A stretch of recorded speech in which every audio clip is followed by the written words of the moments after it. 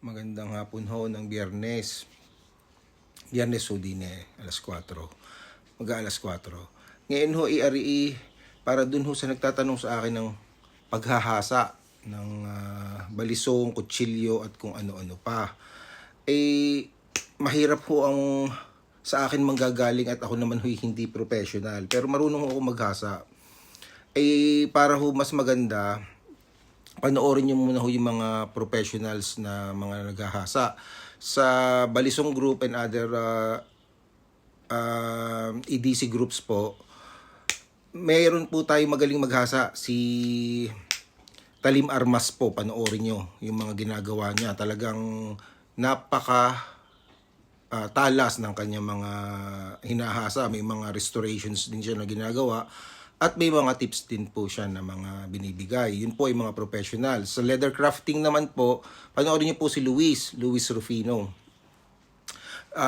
Nag-aano rin po siya, may mga tutorial siya sa YouTube kung paano ang tamang paghahasa. Basta masasabi ko lang ho, ang paghahasa ay hindi pwedeng pandalasin. Huwag kayong magpapandalas, laging mag-iingat dahil isang pagkakamali po, bukod sa masisira ang blade nyo, ay baka kayo ay maaksidente. So, mag-aral po ng dahan-dahan, manood po, pag-aralan at sundin yung mga tips kung paano.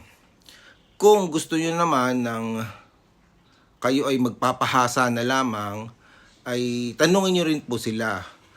Pero ang talagang tumatanggap po na alam ko ay si Apex Knife Works, si Sir Joe. So, yun hong mga links ay ilalagay ko sa comment section.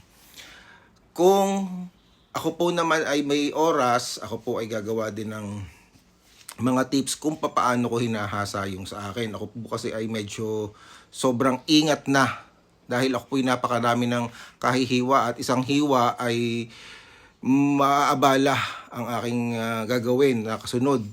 Kaya ang akin pong paghahasa ay bukod sa mabagal, matagal, sinisigurado ko po na hindi makakasugat.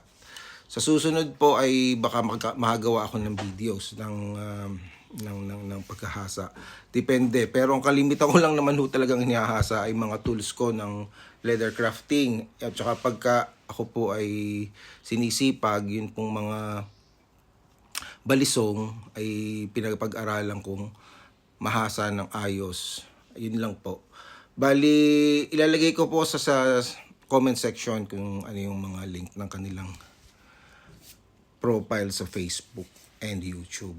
Salamat po.